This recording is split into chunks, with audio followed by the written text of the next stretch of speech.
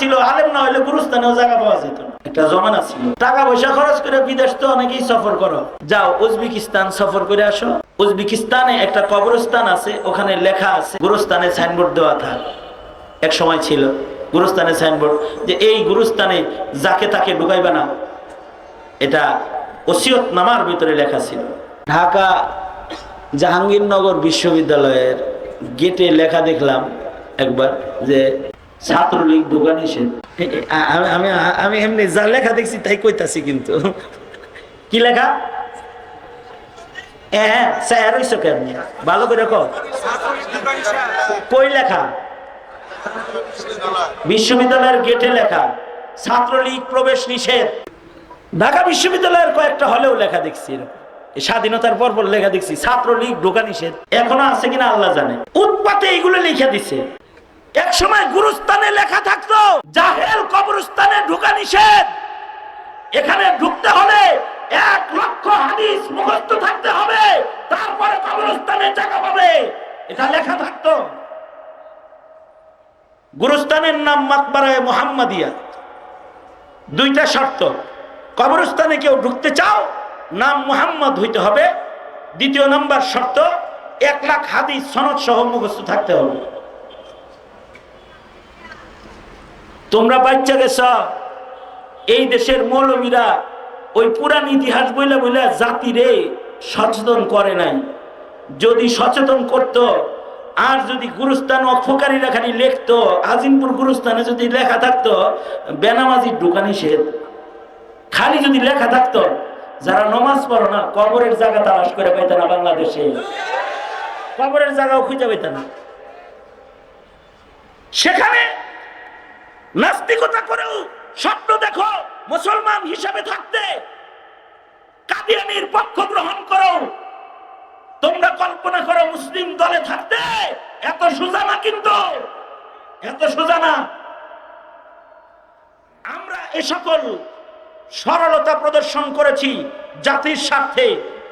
এ কারণে ফাঁসি লয়ে মরছে, হেরেও গুরুস্থানে জায়গা দেয়। এটা আমাদের শিথিলতা। আল্লাহ যদি কোনো কারণে তাকে মাফ করে, এ কারণে শিথিলতা উলামায়ে কেরামের। উলামায়ে কেরামের এই শিথিলতাকে দুর্বলতা মনে করে আলেমদেরকে বাদ দিতে চাও, আলেমদেরকে কমিশনে রাখবা না, আলেমদেরকে উপদেষ্টা পরিষদে রাখবা না, সরকার চালাইবা মুসলমানের দেশে, আলেমের মূল্যায়ন করবা না, নাস্তিকের মূল্যায়ন করবা, তো জাতি সময় মতো আবার জবাব দিতে পারে। এরা বারবার জবাব দিতে পারে। সুতরাং ইলমের মূল্যায়ন করা জরুরি, আলেমের মূল্যায়ন করা জরুরি। সুতরাং ইলমের মূল্যায়ন করব ইনশাআল্লাহ। বলেন দাওয়াত ও তাবলীগ উলামায়ে কেরামের মাথা হাতে করব, খানকা উলামায়ে কেরামের মাথা হাতে চালাবো। আমাদের জিন্দেগীর যত কাজ আছে সকল কাজের জায়েজ নাজায়েজ জানার জন্য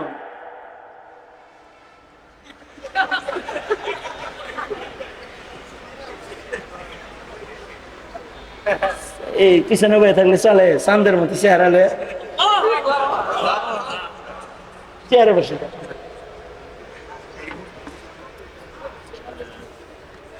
দোষটা পড়ছে, ভালো হয়েছে। আমার খুব শরীরটা খারাপ, কথা সংক্ষেপ করা দরকার।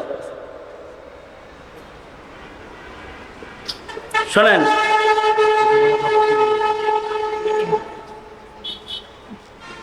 সুতরাং আমি যেটা বলতে চাই আর কি, সেটা হলো আলেমের দরকার আছে না নাই? আওয়াজ করে জোরে বলেন, আছে না নাই? বিজ্ঞান যত বেশি পড়বা মোল্লার হাজত তত বেশি পড়বে। বিজ্ঞান যত বেশি পড়বা, বিজ্ঞানের উন্নতি যত করবা, তত মোল্লার প্রয়োজন বেশি পড়বে। কেমনে পড়বে? খালি এই কথাটা উদাহরণস্বরূপ বলতেছি, আশ্চর্য একটা হাসির কথা। মুফতি আজম শফি রহমতুল্লাহ আলাই উনি বলছেন, বিজ্ঞানের উন্নতি যত বেশি বাড়বে মোল্লার দরকার তত বেশি হবে। এখন বিজ্ঞানের উৎকর্ষের দেশ না, মোল্লার দরকার বেশি। উনি উদাহরণ দিয়ে বলেছেন যে দেখো এখন বিজ্ঞান উন্নতি করতে করতে করতে করতে একজনের চোখ আর একজনের চোখের জায়গায় লাগায়, একজনের কিডনি আর একজনের কিডনির জায়গায় লাগায়। আচ্ছা দেখেন তো, পেঁয়াজ তো একটা দুইটা না। আপনি চোখ দিয়ে পড়তেন কোরআন শরীফ, হে চোখ দিয়ে দেখে সিনেমা, বেজার লাগছে না? গুনাহ কার আমল নামায় যাইব? চোখ আল্লাহর আমল নামায় না যে দেখতেছে তার আমল নামায়? একটা পেশপুস লেগে গেছে না? আল্লাহ তো দিয়েছিল চোখটা আপনারে, আপনি দিলেন আর একজনের। আচ্ছা এগুলো তো খুব সহজ জিনিস। কিডনি আপনারে দিছে, আপনি দিলেন আর একজনের। বিজ্ঞান তো এখন সেটিং করে দেয়, টাকা হইলে কিডনি পাওয়া যায়, কিনা লাগায় হালায় একটা। কিন্তু জায়েজ না না জায়েজ মাসআলা তো দিবে উলামায়ে কেরাম। অথবা এই কিডনিওয়ালা যে এখন এই যে কিডনি পায়ে আবার যে সিনেমা করা শুরু করছে, এক নায়কের ব্যাপারে দেখছি, হে নাকি কিডনি লাগায় আবার সিনেমা শুরু করছে।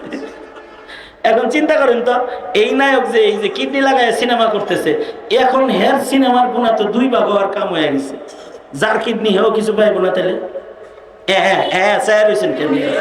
যার কিডনিটা তো দিছিল আল্লাহ হেরে, হে যে দিছে নায়ক রে। এর চেয়ে আশ্চর্য কথা হইল, মুফতি আজম বলছেন একটা সময় আসবে যখন মানুষ কিডনি ট্রান্সফার না ননু ট্রান্সফার করবে।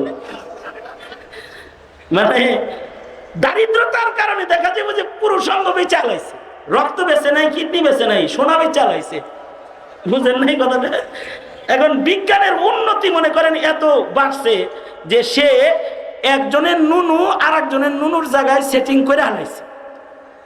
আচ্ছা যদি করেন, মনে করেন করে ফেলাইল, করার পরে হে যদি বিয়া করে, বিয়ার পরে যদি একটা ছেলে হয়, এখন মাসআলা আসবে এই ছেলেটা আব্বা কাকে বলবে? যার নুনু কাইটটা আনছে হেরে বলবে, যার না যার যৌবন শক্তি ব্যবহার হয়েছে তাকে আব্বা বলবে, কারে আব্বা ডাক দিবে? মাসআলা আসবে।